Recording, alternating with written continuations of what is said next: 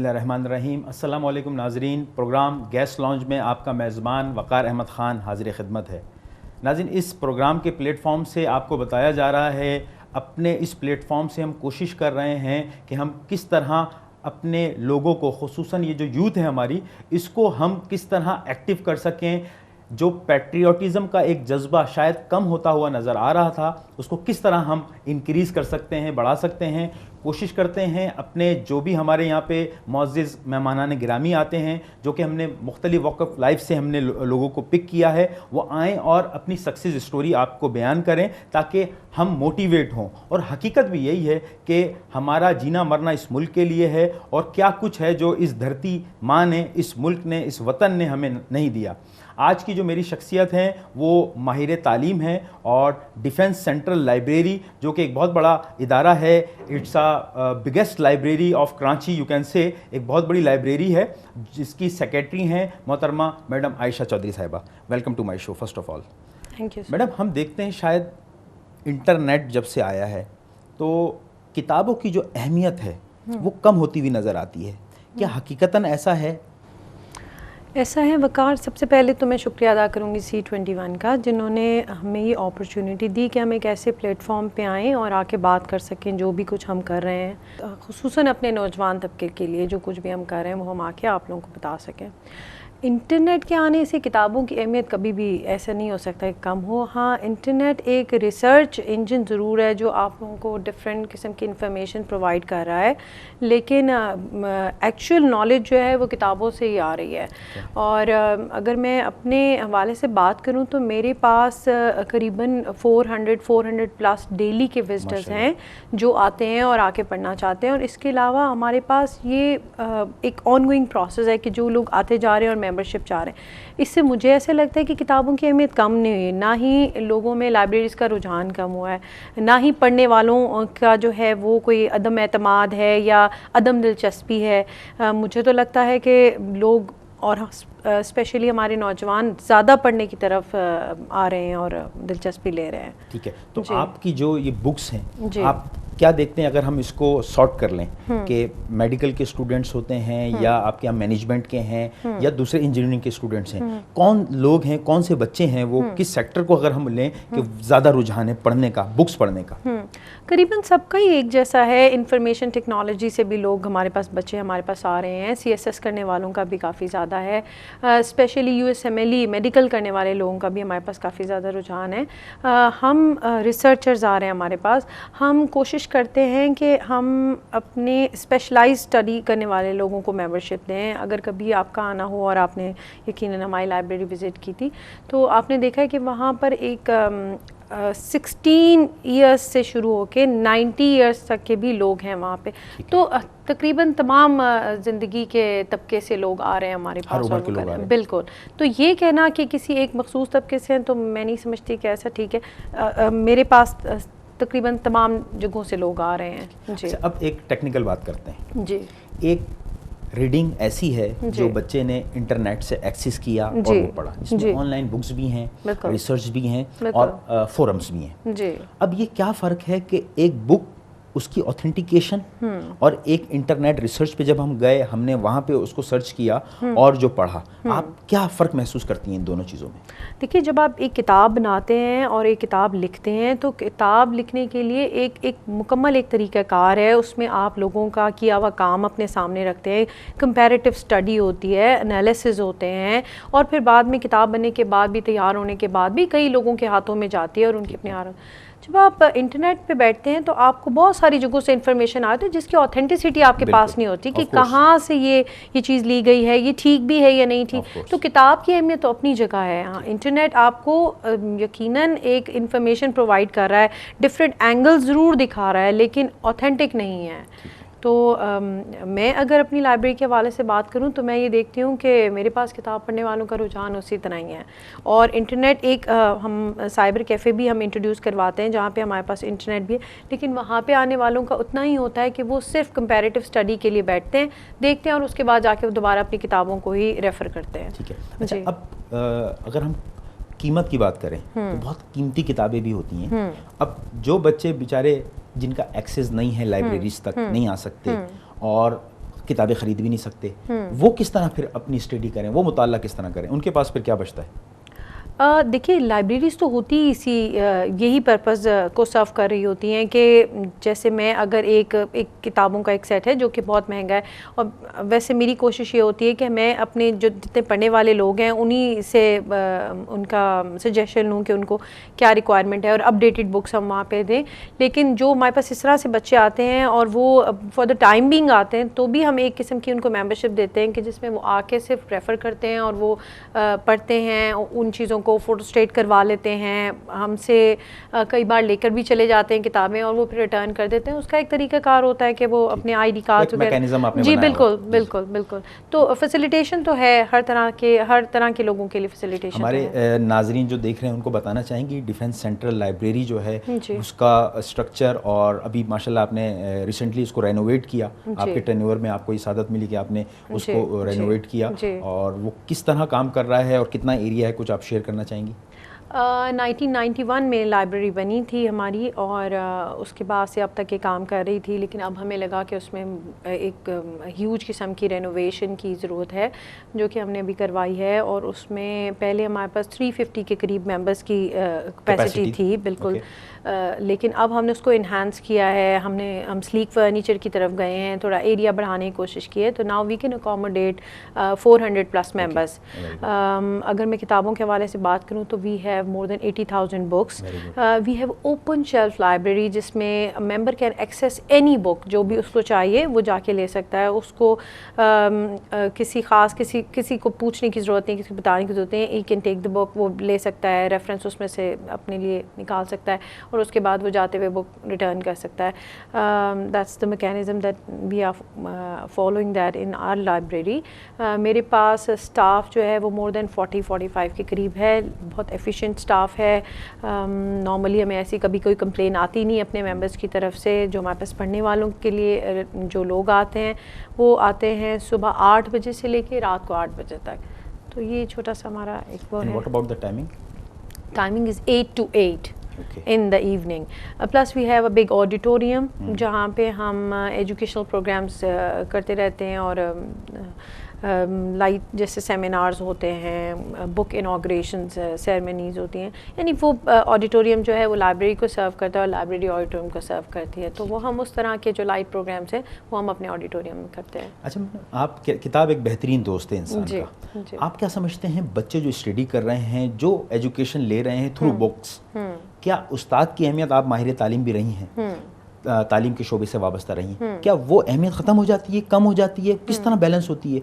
किताब हासिल करने के बाद उसका एक्सेस या उसको पढ़ लेने के बाद उस्ताद की अहमियत कहाँ खड़ी होती है?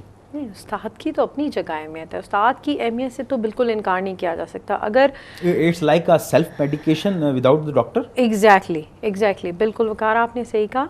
किताब की अहमियत अपनी जगह है, that can explain few things, लेकिन उस्ताद की अहमियत से इनकार नहीं किया जा सकता, जिसने आपको किताब खोलना और किताब में कैसे कैसे जाना है और फिर किस चैप्टर से किस चैप्टर के पास जाना है, वो आपको एक उस्ताद ही गाइड कर सकता है। तो इसलिए उस्ताद की अहमियत से तो बिल्कुल इनकार नहीं किया जा सकता। It's just like a mentor. आपके घर में सब कुछ होता है लेकिन आपको माँ बाप की ज़रूरत पड़ती है, तो वो क्योंकि वो आपको गाइड करने वाले होते हैं, आपको सही रास्ता दिखाने वाले होते हैं। तो उस्ताद भी इसी तरह ही हैं जब आप तालीम के उसमें होते हैं। हाँ, एक ख़ास उम्र में जाके आप चीज़ों को ख़ुद बेहतर तरीके से समझने लगते हैं, वहाँ पर शायद उस्ताद की अहमियत कुछ कम हो जाए, लेकिन ऐसा नहीं कि इब्तदाई दिनों में या इब्तदाई तालीम के अदवार में, पीरियड्स में आपको उसकी उस तरह से इम्पोर्टेंस ना हो। अच्छा, इसमें अगर हम एज ग्रुप्स की बात करें तो आपने कहा ओपन एक्सेस है आपकी जो बुक्स हैं, इट्स अराउंड 8,500 बुक्स, तो उसमें कुछ around 80,000 sorry it's around 80,000 books आपके पास मौजूद हैं जो शेल्फ्स में हैं मौजूद और ओपन एक्सेस है। जी बिल्कुल। इसमें आप क्या समझती हैं कि कुछ चेक्स होने चाहिए या कोई लेवल्स होने चाहिए बच्चों को, अगर अकॉर्डिंग टू देयर एजेस और उनकी जो लेवल्स हैं, जो क्लासेस हैं, उसके हिसाब से? बिल्कुल ऐसा ही है। हमारे यहाँ जो चिल्ड्रन लाइब्रेरी है उसको अलग बनाया गया है बच्चों के लिए। वहाँ पे जॉविनाइल लिटरेचर है जो कि मोर देन 5000 बुक्स के करीब है। वो एक ख़ास एज तक के बच्चों को सर्व किया जाता है, 10 to 12 ईयर्स। उसके बाद हम बच्चों को बड़े उस पर ले आते हैं।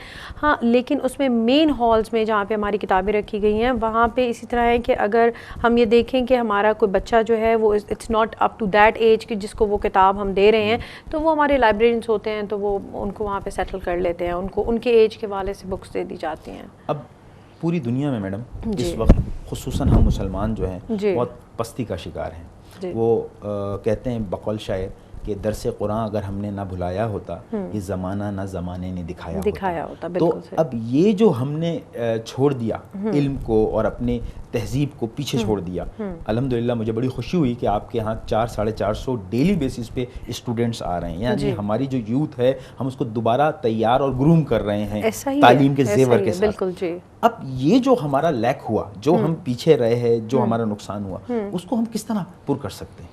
वकार, मैं समझती हूँ कि इसके लिए हमें मज़ीद लाइब्रेरी की ज़रूरत है। आप समझती हैं वालिदैन को भी ज़रूरत है कि वो अच्छी कंसल्टेंसी और मोटिवेट करें बच्चों को पढ़ने की तरफ? बिल्कुल ऐसा ही है। रुझान देखिए, ये ट्रेंड्स जो है ना वो सबसे पहले वो कहते हैं कि जो तरबियत गाह है ना वो माँ की गोद से शुरू होती है। तो पहले तो तरबियत वहीं से शुरू होगी। हदीस पे हमें हुक्म दिया गया कि इल्म हासिल करो माँ की गोद से कब्र की दहलीज तक। बिल्कुल। तो वो जो कहते हैं ना कि लहद से कुछ इस तरह से है वो, तो वो उसमें ये है कि आपका जो तरबियत शुरू होती है वो तो घर से ही है, स्पेशली वालिदैन से शुरू होती है। और उनको यकीनन अपने बच्चों को इस तरफ रुझान उनका करना चाहिए कि वो तालीम हासिल करें। फिर उसके बाद ये है कि आपको स्कूल, दरसगाहें, आपको लाइब्रेरीज़ बढ़ानी पड़ेंगी जहाँ पर आपके बच्चों की इतनी एक्सेस हो कि वो किताबें ले सकें और वहाँ पे जाके इस तरह के माहौल में बैठे। इन्वायरमेंट भी हमारे यहाँ जो है वो बहुत ज़्यादा, कंपनीज़ जो हैं वो बहुत ज़्यादा इफ़ेक्ट करती हैं आजकल। कॉर्पोरेट टाइप के लोग हैं। बिल्कुल, कॉर्पोरेट भी हैं और आपको पता है कि आजकल तो मुख्तलिफ़ किस्म के हैं लोग जिनसे हम कोशिश करते हैं कि अपने बच्चों को बचाएं, जी ना जाएं। तो बेहतर है कि बच्चे किसी ऐसी जगह पे जाएं, तो वो किसी लाइब्रेरी में चले जाएं जहाँ बैठ के वो पढ़ भी सकें और अपना वक्त जो है वो बेहतर तरीके से सर्व कर सकें। तो ज़रूरत है कि हम तालीम की अहमियत पे जोर दें। नाज़रीन, खूबसूरत बातों का सिलसिला मैडम आयशा चौधरी साहिबा से जारी रहेगा। यहाँ वक्त हुआ एक छोटे से ब्रेक का। ब्रेक के बाद दोबारा हाजिर होते हैं।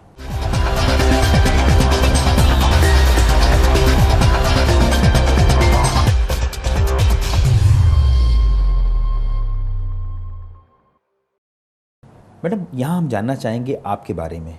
आज माशाल्लाह आप ऐसे मुकाम पे बैठी हैं जहाँ हज़ारों बच्चे, आप माशाल्लाह एज अ टीचर, और आप उस जगह पे बैठ के कितने बच्चों को ट्रेन कर रही हैं। तो आपका बैकग्राउंड, आपके बच्चे, आपकी फैमिली के बारे में हम यहाँ जानना चाहेंगे। मैं एक शहीद की बेवा हूँ। मेरी लाइफ का ये है कि after 14 years my husband belong to an army family. और जैसे कि हमारे यहाँ फ़ौज में है कि हम तो हैं ही अपने मुल्क के लिए। फ़ौज ही नहीं, मैं तो समझती हूँ कि हमारा तमाम मुल्क और हमारे आम लोग भी अपने मुल्क के लिए ही हैं। लेकिन इसी तरह मेरे हस्बैंड भी थे जिन्होंने अपनी ज़िंदगी दी इस मुल्क के लिए। और ये आप लोगों के लिए, पूरी फैमिली के लिए बहुत बड़ी सादत की बात है, अल्हम्दुलिल्लाह। बिल्कुल। और उसके बाद मेरे 3 बेटे हैं जो पढ़ रहे हैं माशाल्लाह। छोटे हैं अभी, कोशिश कर रहे हैं कि उन्हें भी इसी तरफ लाया जाए। मेरे बड़े बेटे जो हैं उनका रुझान बहुत ज़्यादा पाक फ़ौज की तरफ है। लेकिन तमाम ही ज़ाहिर है कि ज़िंदगी के ये जितने भी शोबे हैं वो सभी अपनी अपनी जगह अहम हैं। तो जो उनकी अपनी चॉइस है वो उसके मुताबिक ज़िंदगी में इंशाअल्लाह ताला आगे तरक्की करेंगे, इंशाअल्लाह मेरी ख्वाहिश है। अपनी एजुकेशन के बारे में हमें कुछ बताएं। I've done masters in international relation, then political science and English literature. और उसके बाद कराची? जी बिल्कुल, कराची से किया। लेकिन बहुत जल्दी उम्र में शादी हो गई जो कि हमारे यहाँ का एक वो है।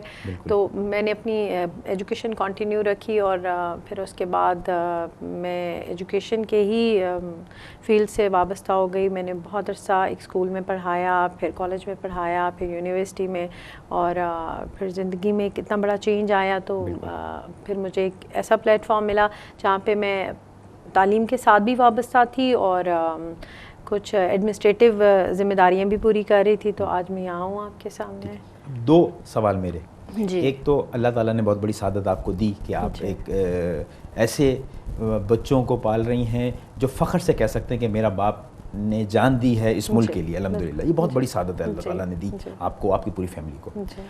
अब एक आपका रोल है जो आपने जॉब करनी है, आपने बाहर जाके बच्चों की तरबियत जो है, आप क्या समझती हैं हमारी उन ख़वातीन को भी ये मैसेज कन्वे होना चाहिए जो शायद हमारे यहाँ एक आम रुझान है कि औरत अगर घर से बाहर जाएगी तो उसकी फैमिली, खुसूसन बच्चे, आपने जिस तरह कहा कि उन्हें वो इफ़ेक्ट करेंगे, उस पर उसका इम्पैक्ट रहेगा।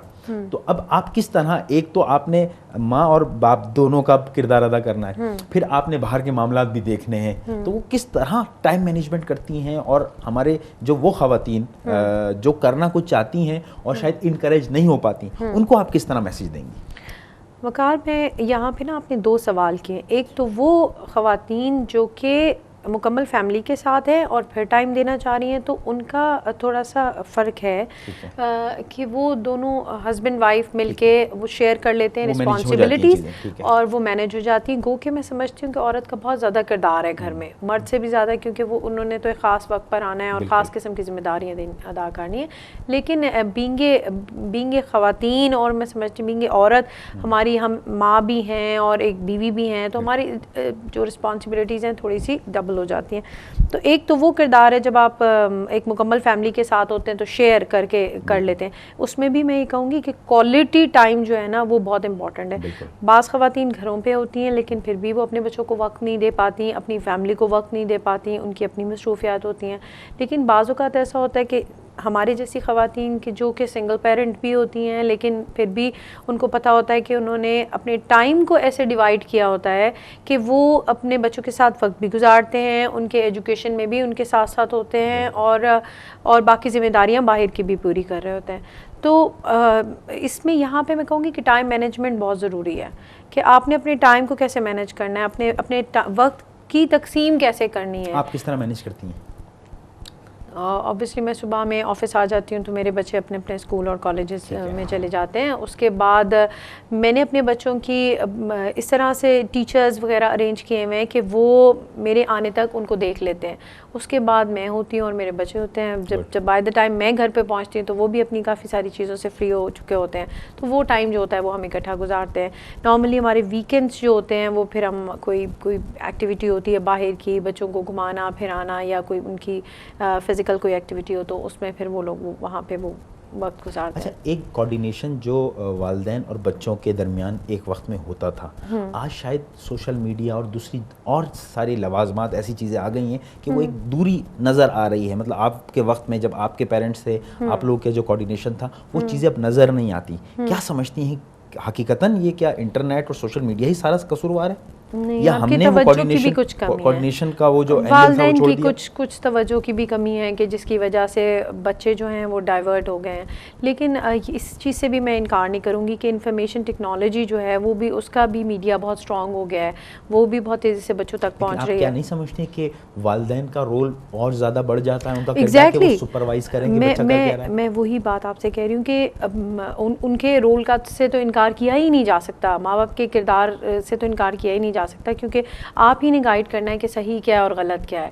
और ये कि आप बच्चों को उस टेक्नोलॉजी से भी अवे नहीं कर सकते, तो ये आपकी फिर जिम्मेदारी डबल हो जाती है। आपको फिर अगर आप बहुत ज़्यादा वक्त ना गुजारें तो जो वक्त गुजारें वो बहुत मेयारी हो, जिसमें आप अपने बच्चों को वजाहत कर दें कि ये उनके लिए ठीक है और ये गलत है। तो मैं इसी तरह मेरे अपने बच्चे भी हैं, सारी चीज़ें उनके पास होती हैं, लेकिन चेक एंड बैलेंस जो है वो रखना पड़ता है, वो बहुत ज़रूरी है कि आप उसमें भी मैंने तो काफ़ी वक्त डिवाइड किया हुआ है कि आपने इसी वक्त तक आप कंप्यूटर पे बैठ सकते हैं, या ये चीज़ जब एग्ज़ाम्स नहीं होंगे तो तभी आप इस्तेमाल करेंगे, और एग्ज़ाम्स होंगे तो आप नहीं इस्तेमाल कर सकते। आपका स्मार्टफोन आपको दे दिया जाएगा।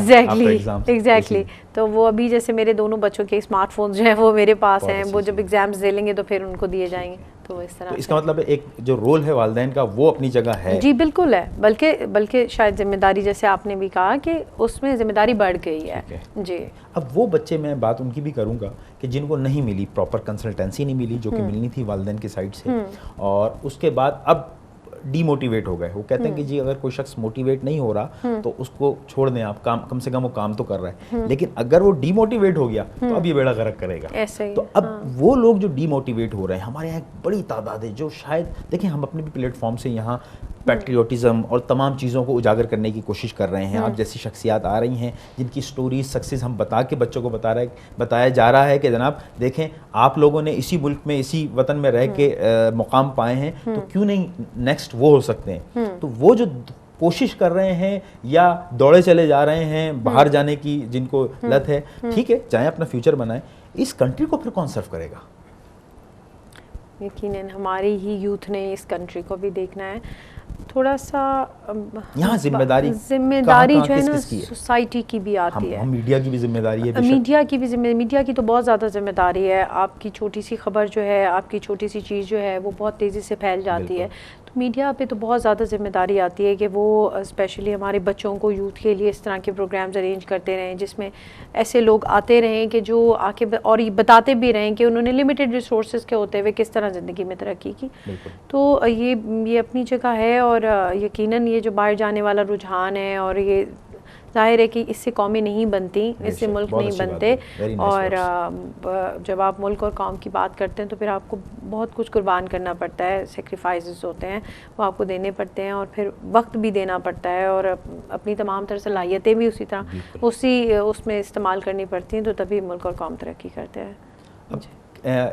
मेरा अपना ज़ाती भी तजुर्बा है कि आप दुनिया के किसी कोने में चले जाएं, 10 दिन के बाद, 15 दिन के बाद, 20 दिन के बाद आपको अपने वतन की, अपने घर की याद आने लगती है। होम सिकनेस फील होती है। वो क्या चीज़ है, वो जज्बा क्या है, और हम क्यों उस जज्बे को नज़रअंदाज कर देते हैं? अगर हम कहीं हैं भी, किसी मुकाम पे हैं बाहर या कुछ कर रहे हैं, वो पुकारती है, वो आवाज़ देती है वतन की आवाज़ हमें, लेकिन हम क्यों उसको इग्नोर करते हैं? शायद पैसा भी है, फैसिलिटेशंस भी हैं, फैसिलिटेशन है। मैं समझती हूँ कि आपको फैसिलिटीज़ वहाँ पे काफ़ी ज़्यादा मिलती हैं, जिसकी वजह से आप छोटे छोटे अपने मुल्क की जो चीज़ें हैं वो आप भूलना शुरू हो जाते हैं। अपने मुल्क का प्यार, अपने मुल्क की आदत, कल्चर, चीज़ें भूल जाते हैं। मेरा ख्याल है वो फैसिलिटीज़ हैं कि जो आपको डाइवर्ट कर देती हैं। अच्छा, थोड़ी देर के लिए वो रहता था जी हमारे जो ओवरसीज़ पाकिस्तानी हैं खुसूसन वो लोग भी, और जो हमारे फॉरेनर्स हैं, और जब डेलीगेशंस आते थे, जब हम उनसे बातचीत करते थे तो कहते थे जी लॉ एंड ऑर्डर। अल्हम्दुलिल्लाह आप यहाँ अप्रिशिएट करना चाहेंगे हमारी लॉ इन्फोर्समेंट एजेंसी, खुसूसन पाक फ़ौज को, कि उन्होंने जो है वो दुश्मनों के ठिकानों में घुस के उनको तबाह किया अल्हम्दुलिल्लाह इस मुल्क को सिक्योर करने के लिए। तो वो जो एक इम्पैक्ट पड़ता था हमारा कि जी लॉ एंड ऑर्डर की वजह से बहुत सारे मामला रह जाते थे, आप समझते हैं वो बेहतर होना शुरू हो गया? बहुत बेहतर होना शुरू हो गए। मैं तो आपको बता रही हूँ कि जिस इदारे को मैं चला रही हूँ वो तो एक ओपन इदारा है। वहाँ पे तो आपको पता है कि सुबह से लेकर शाम तक लोगों की आमदोरफ्त रहती है, और हमने बहुत मुश्किल के दिनों में भी देखा कि जब हमने बता दिया कि हालात बाहर ख़राब हैं, लेकिन लोग नहीं जाना चाहते थे, वो पढ़ना चाहते थे, अपने वक्त को वहीं पर जितना भी था, स्पेशली आफ्टर APC अटैक जो था वो आपका एग्जैक्टली मतलब इन सारी चीज़ों के बावजूद जो है वो लोगों का जो पढ़ने वाले लोग थे वो डाइवर्ट नहीं हुए, एक बात। लेकिन अब लॉ एंड ऑर्डर की सिचुएशन वो नहीं रही।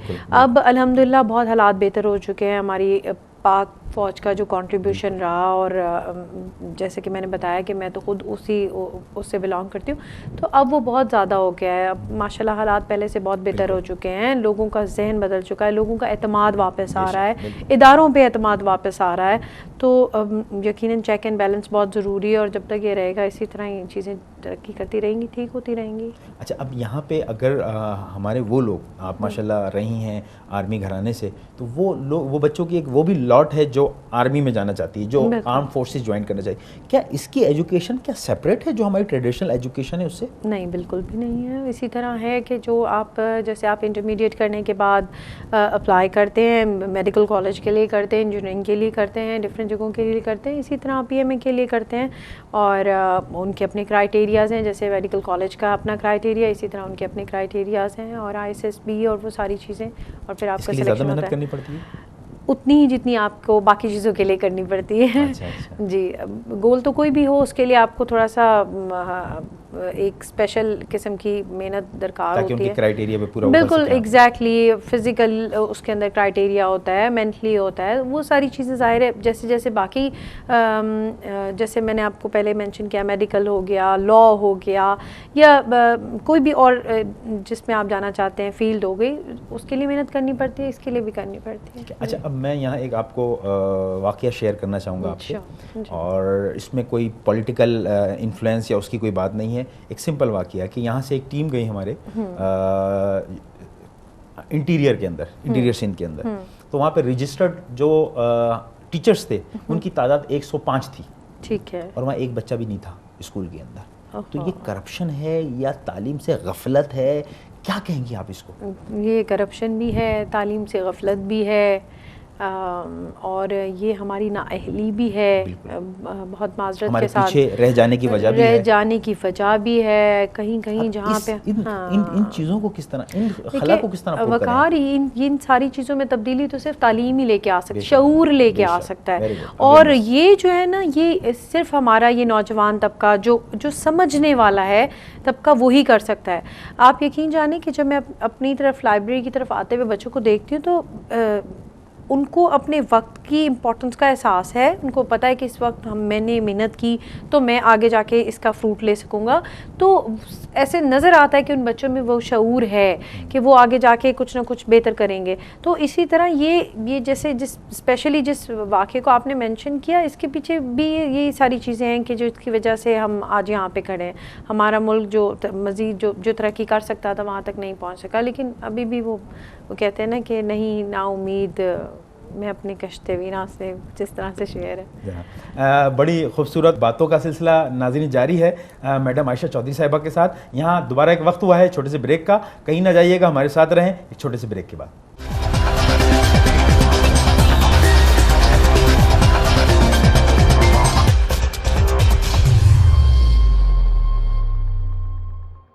मैडम, हमने सिर्फ क्या फरीज़ा यही है कि तालीम हासिल कर ली? क्या इसको फैलाना, दूसरों तक पहुंचाना, ये फरीज़ा नहीं है हमारी? बिल्कुल ये फरीज़ा है। आपको पता है तो हमारे नबियों का यही अमल था, और इसी तरह दीन हम तक पहुंचा। दीन भी हम तक पहुंचा कि जब तक कोई आगे नहीं अपनी अच्छी बात को और अच्छे अमल को करेगा तो वो बात तो फिर वहीं पे रुक जाएगी और वो अमल वहीं पे ख़त्म हो जाएगा। तो ये तो जाहिर है कि हमारी सबसे अव्वलीन जो है वो हमारा फ़र्ज़ है, तरजीह होनी चाहिए, बिल्कुल, जो कि नहीं है। अभी अफसोस का ये है यहाँ पे हमारे यहाँ थोड़ा सा वो अफसोस से कहना पड़ता है कि हमारे यहाँ जो उस्ताद बनते हैं ना, वो जब कुछ नहीं बनते तो उस्ताद बनते हैं। क्यों है ऐसा? क्यों है ऐसा? मेरा ख्याल है कि जैसे अभी आपने पिछले वाले वाक़े में ज़िक्र किया कि 105 के करीब से असतिज़ा थे और वहाँ पे जो है कोई शागिर्द नहीं था, यकीनन कोई इसी किस्म की कोई कैफियत होगी कि जिसमें इस तरह से हुआ।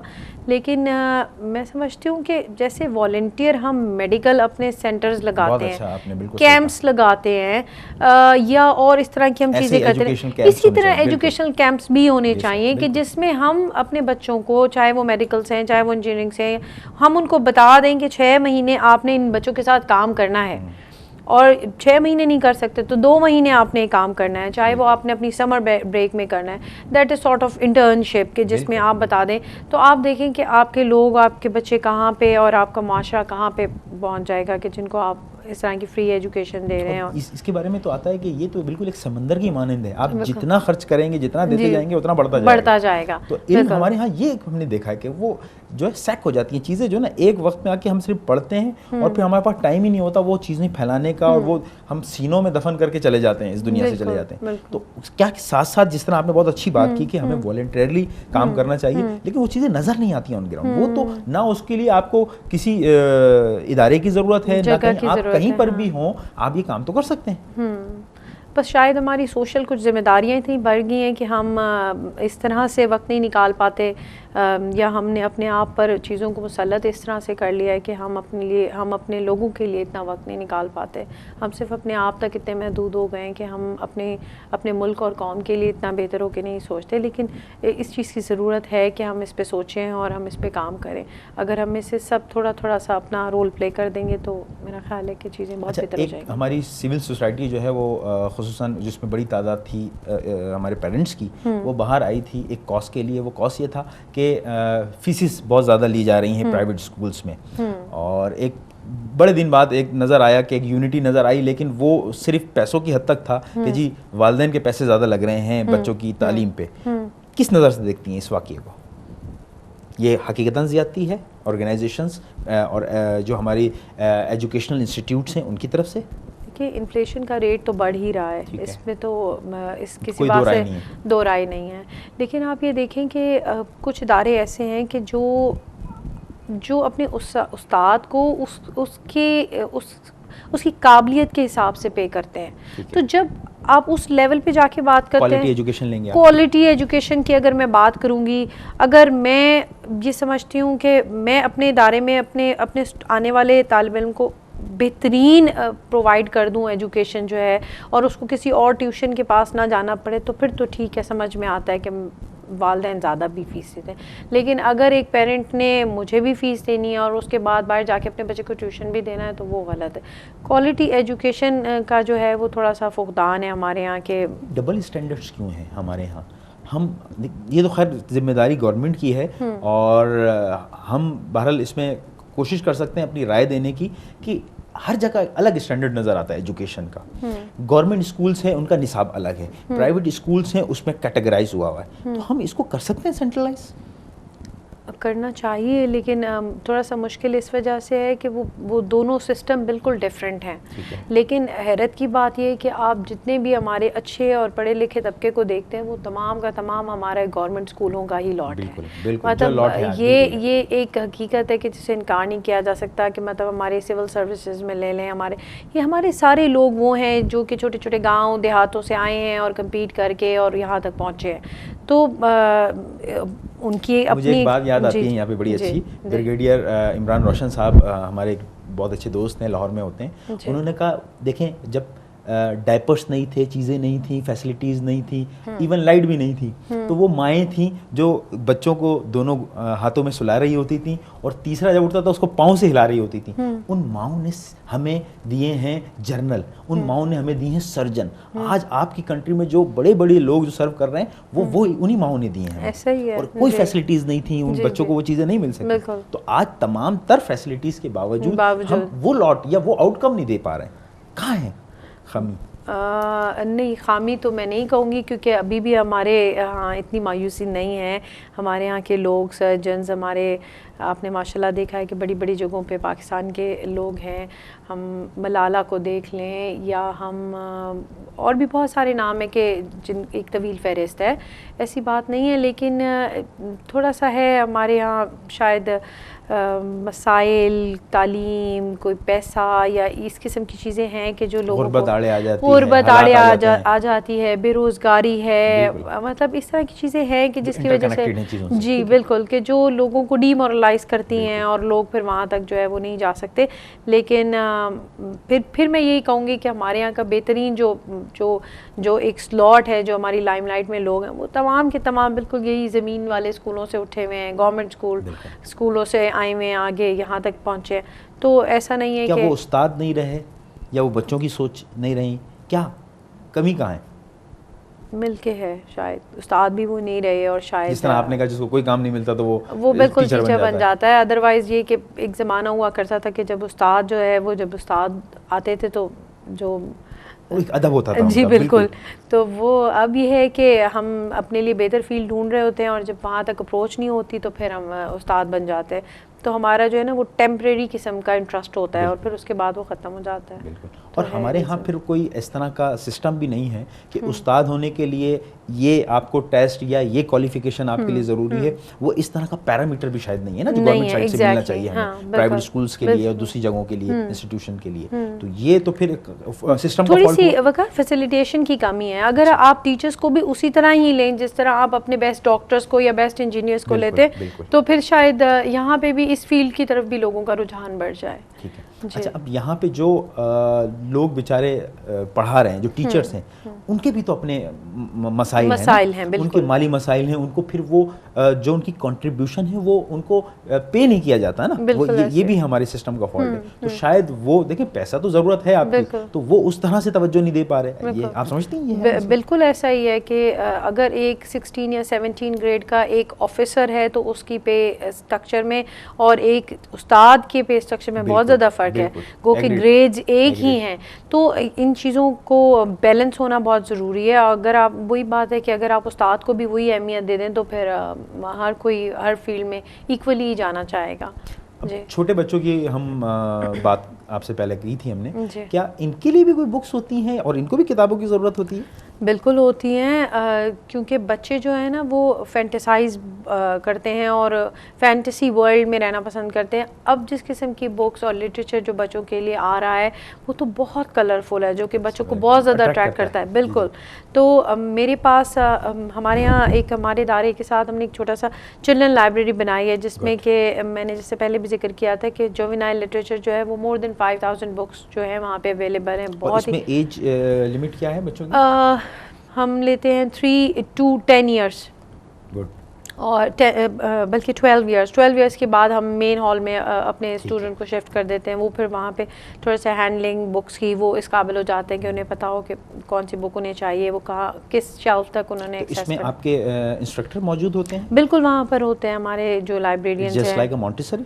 जो आप चिल्ड्रन लाइब्रेरी की जी, बात जी। करें, जी बिल्कुल होते हैं। वो बच्चों को गाइड करते जाते हैं, उनके Good. एज लेवल के हिसाब से उनको बताते और जाते ये हैं। तो टाइम ऐसा होता है कि वो कोरा कागज़ है जी जिस पे बिल्कुल। आप जो लिखना चाहें उस वक्त तहरीर जी, कर दें। वैसे भी रिस्ट्रिक्टेड किस्म का वहाँ पे मटेरियल रखा जाता है जो सिर्फ बच्चों की ही उसको बढ़ा बेसिक्स सके, के लिए पढ़ाया। बिल्कुल इम्प्रूव कर सके उनकी। अच्छा, वालिदैन का किस तरह आप देखती हैं कि वो फॉलोअप रहता है या सारी जिम्मेदारी डाल दी जाती है आप लोगों के ऊपर? नहीं, पेरेंट्स आते हैं हमारे पास और लेकिन कुछ पेरेंट्स ऐसे भी होते हैं कि जो कुछ चीज़ों की वजह से हैम्पर्ड होते हैं, जैसे कि कुछ पेरेंट्स को जाना होता है अपने ऑफिसेज में या इस तरह की जो उनकी अपनी जिम्मेदारियाँ पूरी करनी होती हैं। वो सूरत में हमारे लाइब्रेरियंस को बता देते हैं कि वो बच्चों को इतने टाइम के लिए छोड़ के जा रहे हैं। कुछ पेरेंट्स हैं वो साथ भी आते हैं, फॉलोअप करते हैं, बैठे रहते हैं बच्चों के साथ और बच्चों को गाइड करते रहते हैं कौन कौन सी बुक्स लेनी है। अच्छा, बिगनिंग में मैंने जिक्र किया अपने इस प्यारे मुल्क पाकिस्तान का, जी, जिसको धरती माँ कहते हैं हम। जी अब हम बात करेंगे, ये एक धरती माँ है, हमारी ज़मीनी माँ है, हमारी अपनी माएँ, जी अगर हम उनकी बात करें जी। तो आप कुछ कहेंगे कि अमल दखल है उनकी दुआओं का, उनकी मॉरल सपोर्ट्स का कुछ है अमल दखल हमारी ज़िंदगी में? बिल्कुल वक़ार है, वालिदैन का तो कभी भी ख़त्म नहीं होता और ये तो हमेशा आपके साथ साथ चलता रहता है।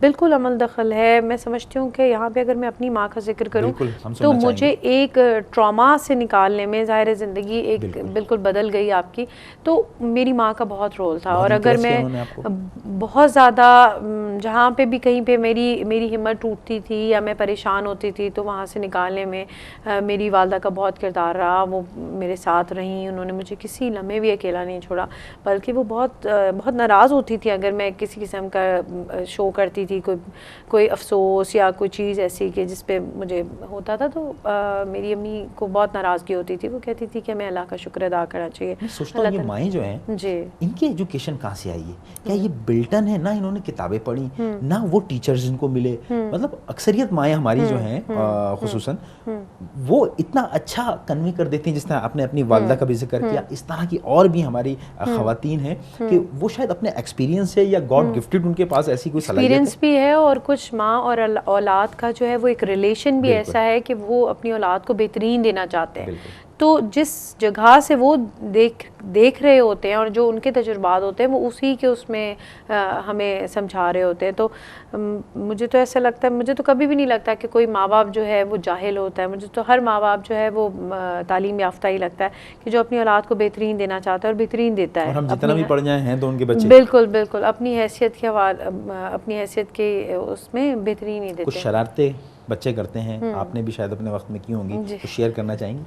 नहीं, इतनी कोई मैं शरारती नहीं थी, लेकिन ये कि बस ये कि मैं कम पढ़ती थी, बहुत कम पढ़ती थी और शायद एग्ज़ाम्स के दिनों में पढ़ती थी। लेकिन जो पढ़ती थी फिर बहुत दिल लगा के पढ़ती थी। तो जो कुछ भी मैंने आपको जैसे बताया कि मेरी बहुत यंग एज में शादी हो गई और फिर उसके बाद मैंने अपनी तालीम पूरी की, यहाँ तक कि ग्रेजुएशन जो है वो मैंने अपनी शादी के बाद किया, फिर एक मास्टर्स, फिर दूसरा और फिर तीसरा और फिर चलता रहा। तो वो शरारतें अपनी जगह और सारी चीज़ें अपनी जगह, लेकिन तालीम को एक ख़ास अहमियत दी और मुझे लगता है कि वो, और आपने करके दिखा दिया कि तालीम के लिए कोई उम्र की कैद नहीं है। बिल्कुल भी। आजकल भी मैं लाइब्रेरी को लेके एक कोर्स कर रही हूँ, तो उम्र की तालीम में कभी भी कोई कैद नहीं है। बच्चे जो आपके पास आते हैं उनकी कोई शरारत हो, किताबें हैं जिसमें महंगी एक्सपेंसिव भी बुक्स होती होंगी बिल्कुल, और उसमें कोई अच्छा माशाल्लाह तोड़-फोड़ या इस ऐसा तरह की कोई नहीं, चीज़? बिल्कुल हमें इस तरह की कोई चीज़ भी देखने में नहीं आती, बल्कि वो बच्चे एक जाते हुए खुद हमें किताबें वापस करके जाते हैं। मेरा ख़्याल है कि वो इतनी ओपन एक्सेस है उनको कि उनको इस तरह की कोई डिसऑनेस्टी या डिसलॉयल्टी या इस तरह का कुछ कोई शरारत वो करते नहीं हैं। वो बल्कि जाते हुए हमें खुद किताबें रिटर्न करके जाते हैं। हमें कभी ऐसा कोई नहीं वो एक हुआ। केयर हम देखते थे अपने दौर में भी था कि जी जी वो हम उस पे कवर चढ़ाते थे पहले खाकी कलर का, फिर जी उसको हम ट्रांसपेरेंट उसके ऊपर शीट चढ़ाते थे उसकी जी केयर के लिए। जी वो चीज़ें आज मुझे नज़र नहीं आती, वो केयर बुक्स की वो आज नज़र नहीं आती। तो क्या था वो जज्बा, और ये अगर हम इसका नेगलेक्शन देखते हैं तो ये आज क्या है, क्यों हम केयर नहीं करते? वक़ार किताबें तो मुझे आज भी लगता है कि उसी तरह की उनकी अहमियत है। बच्चे ज़ाहिर है उनको चूज़ करते हैं, निकालते हैं, पढ़ते। हाँ, थोड़ा सा ये ज़रूर है कि अब एक्सेस आसान हो गई है बच्चों के लिए ना। पहले जो एक किताब लेनी होती थी उसके लिए बताना पड़ता था, रिक्वेस्ट, फिर आएगी, फिर पढ़ेंगे, फिर उसको तो उसकी फिर केयर और फिर उसको संभाल के रखना। अब ये है कि अब जब हम अपने बच्चों को वो बाद में कह रहे होते हैं, हम उन्हें पहले ले लेके दे रहे होते हैं, तो वो थोड़ा सा शायद उस वजह से वो एक हो गई है लापरवाही, लेकिन उसमें उन अहमियत से इनकार नहीं किया जा सकता। छोटे बच्चों पे बड़ा बर्डन खुसूसन हमारे इंस्टीट्यूट डाल देते हैं, बहुत भारी भरकम बुक्स होती हैं और उनकी बहुत कम एज होती है बच्चों की, वो दे दी जाती हैं। तो क्या उसका वज़न वेरी करता है किताब का? नहीं, किताब का वज़न तो बिल्कुल नहीं, यकीनन तो उसका ऐसा क्यों मटीरियल। होता है? आपने भी देखा होगा, मैंने भी देखा है, जी। बहुत छोटे छोटे बच्चे होते हैं और बहुत हैवी, बल्कि आजकल तो अब बैग्स भी आ गए, तो वो व्हीलर आ गए हैं ना। व्हीलर आ गए, वो इसी वजह से वेट को अवॉइड करने के लिए तो हैं। क्या जी। जितनी ज़्यादा किताबें या जितनी भारी किताबें उतना बड़ा इदारा, इस तरह का कुछ सिलसिला है? बस ऐसा नहीं है, लेकिन ज़ाहिर है हर इदारे की कोशिश तो है कि वो कोई नई चीज़ इंट्रोड्यूस कराए बच्चों को लेके, और ताकि वो मुनफरिद रहे अपने उससे, अपने काम के हवाले से। लेकिन ऐसा हरगिज़ नहीं है कि वेट से या वज़न से कोई फ़र्क पड़ता है। जी, बच्चों पे ज़रूर पड़ता है। यहाँ पे बहुत खूबसूरत से बातों का सिलसिला हमारा जारी है मैडम आयशा चौधरी साहिबा के साथ। यहाँ वक्त हुआ है एक ब्रेक का, ब्रेक के बाद दोबारा हाजिर होते हैं।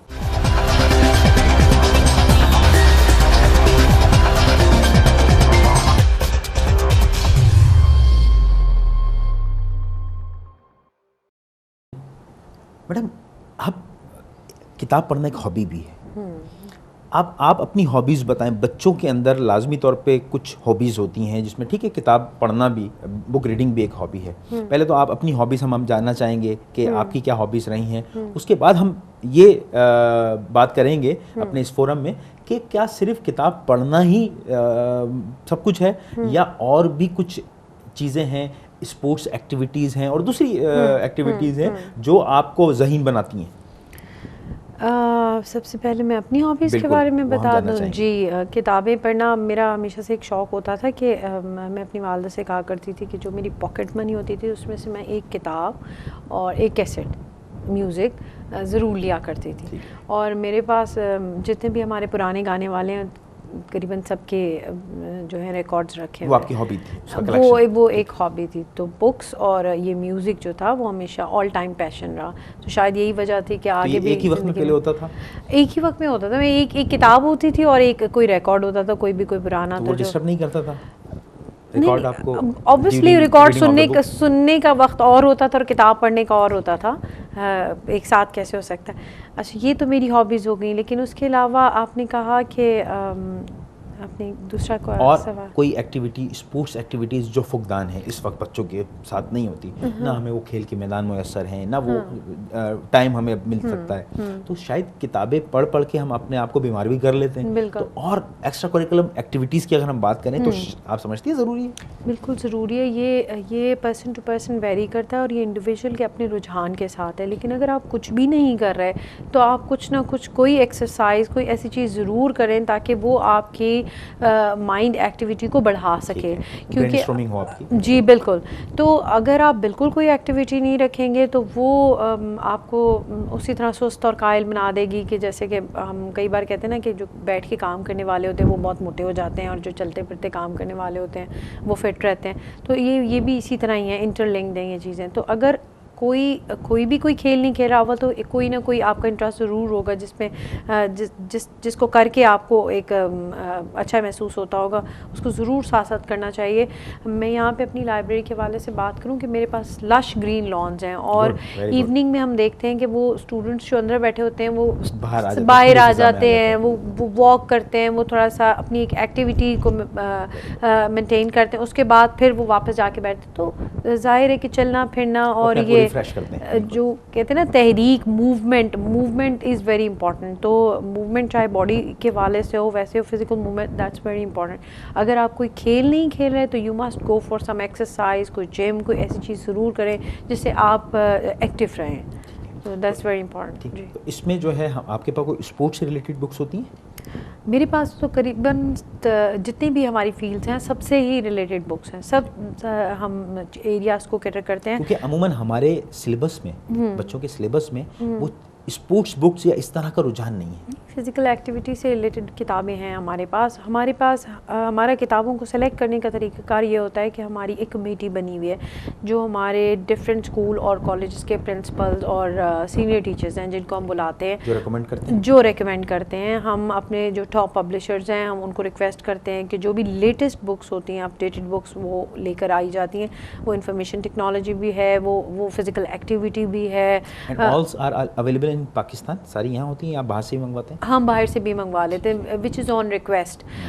लेकिन नॉर्मली जो हमारे यहाँ के पब्लिशर्स जो होते हैं, जो कोई इंटरनेशनल बुक्स भी होती हैं और जो उनके पास होती हैं, वो लोकल पब्लिशर हमारा अरेंज कर देता है। इसमें फिर सिलसिला को पायरेटेड बुक्स का भी है? हम पायरेटेड बुक्स को एंटरटेन नहीं करते, हम ओरिजिनल बुक्स को ही एंटरटेन करते हैं। तो उसके लिए वी कैन स्पेंड, वो उसमें हमारी अथॉरिटी की तरफ से हमें कोई वो नहीं है, लेकिन पायरेटेड बुक्स को हम इनकरेज नहीं करते। तो इसमें आप क्या समझती हैं, आपका एक्सपीरियंस क्या रहा? कौन सी कंट्री का आप खुसूसन जिक्र करेंगी जहां आपने अहले मोहब्बत, किताब से मोहब्बत करने वाले लोग आपने ज़्यादा देखे? मैं तो अपने ही मुल्क का जिक्र करूँगी। नॉर्मली तो वैसे ये है हमारे पास कि जो हमारी जो लैंग्वेज है, मदर लैंग्वेज या हमारी उर्दू ज़बान से है ताल्लुक़ रखने वाले, तो ज़ाहिर है कि हमारे करीब के ही लोग हैं, इंडिया के लोग हो गए या पाकिस्तान के लोग हो गए, जो एक तरह की किताबें पसंद करते हैं। लेकिन बाकी बाहर तो ज़ाहिर है कि हाँ, ये है कि फ़ॉरेन कंट्रीज़ में किताब की अहमियत बहुत ज़्यादा है हमारे यहाँ से। आप वहाँ पे देखेंगे, आपको एयरपोर्ट्स पे, डिफरेंट जगहों पे लोगों के पास एक किताब ज़रूर नज़र आती है। तो पढ़ने का रुझान और पढ़ने की एक्टिविटी जो है ना वो चलती रहती है, जबकि हमारे यहाँ पर्पसली ज़्यादा पढ़ा जाता है। हमारे यहाँ इसको एक रूटीन नहीं समझा जाता कि जब तक आप किताब नहीं थोड़ी सी पढ़ लेंगे तो आप सोएंगे नहीं। वो हमारी लाइफ स्टाइल में वो चीज़ें, हमारे लाइफ स्टाइल में वो चीज़ें जो हैं उस तरह से इनकॉर्पोरेटेड नहीं है जिस तरह से बाहर दुनिया में है। लेकिन अब मुझे ऐसे लग रहा है कि जैसे वो कल्चर हमारे यहाँ भी आ रहा है। एग्जैक्टली, स्पेशली हमारे बच्चों में मैं ये बहुत देखती हूँ कि वो किताब को लेना और किताब को पढ़ना उनको बहुत अच्छा लगता है। छोटे बच्चे भी जो हमारे पास आते हैं वो भी अपनी पसंद से किताब लेना जो है वो प्रेफर करते हैं, ना कि लाइब्रेरियंस उन्हें दें या पेरेंट्स सेलेक्ट करके दें। Do you have any system जिससे आपको पता चले, आपको फीडबैक मिले कि किस नौइयत की किताब इस साल या इस माह ज़्यादा पढ़ी गई है? जी बिल्कुल, हमारे यहाँ हमारी वेबसाइट भी है जिसमें हम book of the month introduce करते हैं। और हमारा जो रिकॉर्ड होता है लाइब्रेरियंस के पास, उससे भी हमें पता चलता रहता है कि ये ख़ास बुक जो है वो इस महीने ज़्यादा इशू करवाई गई है और ली गई है, जिससे हमें आप सीधा कोई ऐसी बुक्स हैं जिनका जिक्र करना चाहेंगी? हमारे जो अदब से रिलेटेड हैं, किससे हैं, मेडिकल से रिलेटेड हैं?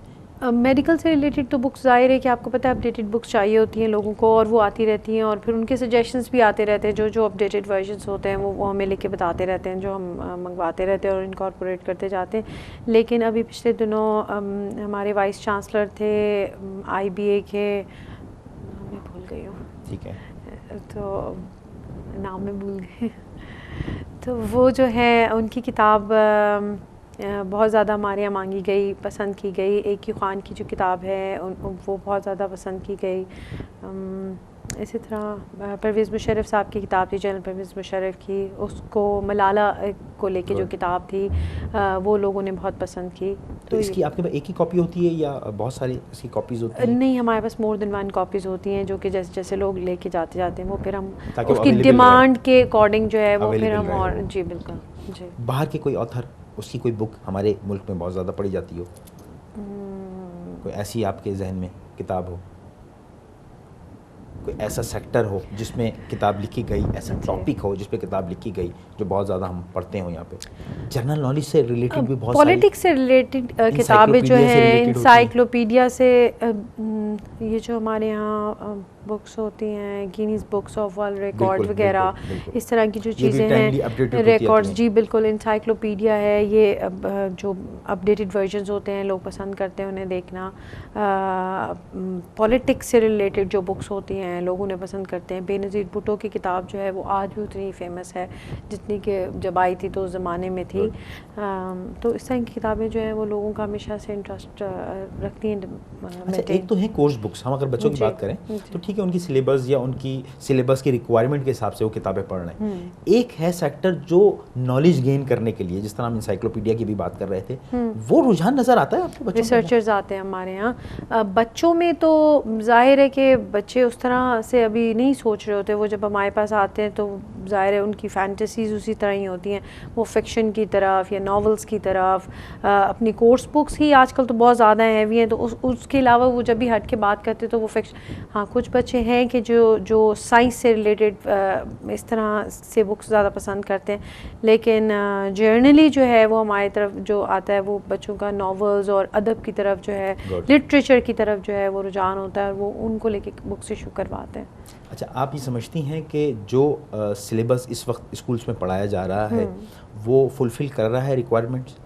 लाइब्रेरी हम डीएचए के लेवल पे तो देख रहे हैं, आपकी अल्हम्दुलिल्लाह बहुत बड़ी ऑर्गेनाइजेशन है जितने इतना वसी प्लेटफॉर्म दे दिया। अब आप जाएं, अगर दूसरे सेंटर ऑफ सिटी में चले जाएं, ये सहूलत, ये फैसिलिटी बच्चों को हासिल नहीं है, तो फिर वो बच्चे कहाँ जाएं? हर आदमी का एक्सेस या हर जितने बच्चे हमारे हैं यहाँ पे कराची में, कराची की आबादी तकरीबन 3-3.5 करोड़ के करीब पहुंच गई है। अब जी वो बच्चे कहाँ जाएंगे? एक तो एक लिमिटेड आपके पास एक जगह है, तो अब जिनके पास लाइब्रेरी नहीं है वो किस तरह हासिल करें? मैं समझती हूँ कि स्कूल्स में ये रुझान बढ़ाना चाहिए कि वहाँ पे लाइब्रेरी के सिस्टम को जो है वो दोबारा से उसका रिवाइवल बहुत ज़रूरी है कि स्कूल लेवल जो है वो अपने यहाँ इस तरह की लाइब्रेरीज छोटी छोटी ज़रूर बनाएं कि जिससे बच्चे जो हैं वो उनकी ये वाली रिक्वायरमेंट्स, नीड्स पूरी होती रहें पढ़ने के हवाले से। आपकी जो आपका जो ऑनलाइन सिस्टम है, जो ऑनलाइन है, उसमें आप क्या कोई ऑनलाइन कोई वर्चुअल कुछ एजुकेशन कुछ होते हैं उसके अंदर प्रोग्राम्स? वकार वो अभी हम करने जा रहे हैं, लेकिन इसके अलावा हम ई लाइब्रेरी अपनी इंट्रोड्यूस करवा चुके हैं जिसके थ्रू हमारे मेंबर्स जो हैं वो घर बैठे हुए जो हमारे अपने लाइब्रेरी के मेंबर्स हैं एक्सेस कर सकते हैं बुक्स को। फिलहाल ऑनलाइन बुक्स होंगी? जी, ऑनलाइन बुक्स होंगी। रियल टाइम हम अगले कुछ दिनों में जो है इंट्रोड्यूस करवाने जा रहे हैं, जो कि हम फिर जो टॉप लाइब्रेरीज़ हैं दुनिया की और विद इन द कंट्री हमारी जो हैं, जिनके पास लेटेस्ट बुक्स होती हैं, वो हम अपने रियल टाइम के साथ उनको दे सकेंगे। लेकिन फ़िलहाल हमारी ई लाइब्रेरी जो है उसमें हम काफ़ी लाइब्रेरीज़ के साथ कनेक्टेड हैं थ्रू आउट द वर्ल्ड, जिसमें स्पेशली मैं आपको अगर बताऊँ तो हमारी HSC की लाइब्रेरी है जो कि हमें बहुत सारी बुक्स देती है और जो जिनसे बुक्स देते हैं। इसके अलावा भी इंटरनेशनल लाइब्रेरीज़ हैं जिससे हमारे मेंबर्स फ़ायदा उठा सकते हैं। ये जो हम ऑनलाइन पढ़ते हैं, जो सपोर्ट हम लेते हैं, ये ऑथेंटिक होती है? जी, जो हम लाइब्रेरी से या एजुकेशन सेंटर से लेते हैं तो वो बुक्स वही डाली जाती हैं जो ऑथेंटिक होती हैं, वो फिर आपको जर्नलाइज्ड नहीं बताते। अगर आप किसी सर्च इंजन पे जाएं तो जाहिर है वो आपको जर्नलाइज, एक ओपन फोरम है। एग्जैक्टली, वहाँ पे ऑथेंटिसिटी का इशू आ जाता है, बुक्स ऑथेंटिक हैं या तो आप किन किन ममालिक से आपका रब्ता है और कहाँ किन के साथ जॉइंट वेंचर्स हो रहे हैं? इसमें हम लाइब्रेरी टू लाइब्रेरी काम करते हैं। इसमें कंट्रीज़ जो हैं वो नहीं उस तरह से इन्वॉल्व होती है। इसमें लाइब्रेरी टू लाइब्रेरी एक कनेक्शन होता है कि जिसमें वो एक्सेस हमें दे देते हैं और अपनी ई लाइब्रेरीज़ को हमारे लिए एक्सेसिबल कर देते हैं। जी, स्टूडेंट्स जिस तरह आपने कहा जो मेंबर्स आपके खुसूसन हैं वो घर बैठ के जो मुताल्ला कर रहे होते हैं, तो वो किस तरह वो सेव कर सकते हैं उस वर्जन को, उस जो हमारे मेंबर्स हैं वो स्क्रीनशॉट्स के थ्रू तो कर सकते हैं। जाहिर है कि अदरवाइज़ आपको पता है कि वो फिर पायरेसी के उसमें भी आ जाता है कंटेंट उस तरह से लेना, तो स्क्रीनशॉट्स के थ्रू जो है वो उसको सेव कर सकते हैं। आखिर में हम आपसे ये पूछना चाहेंगे कि माशाल्लाह आपका सुबह से शाम तक वाबस्तगी है बच्चों के साथ, उन बच्चों के साथ जो कि मुस्तकबिल हैं हमारे पाकिस्तान का, हमारा कल है, आप कोई पैगाम देना चाहेंगे उन बच्चों को, यूथ को खुसूसन हमारी?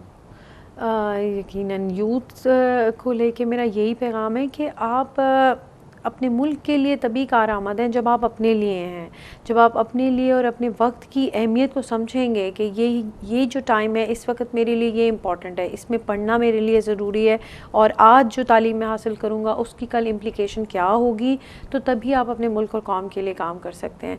तो अपने वक्त की अहमियत को समझें और अपने वक्त का बेहतरीन इस्तेमाल कीजिए। बहुत खूबसूरत बात की मैडम आयशा चौधरी साहिबा ने। हकीकतन वक्त जो है वो सबसे बड़ी एक अनमोल दौलत है हमारे पास। हज़रत मौला अली करमल्लाहु वजहल करीम का कौल है कि इंसान कि एक एक सांस जो है वो मौत की तरफ एक एक कदम है।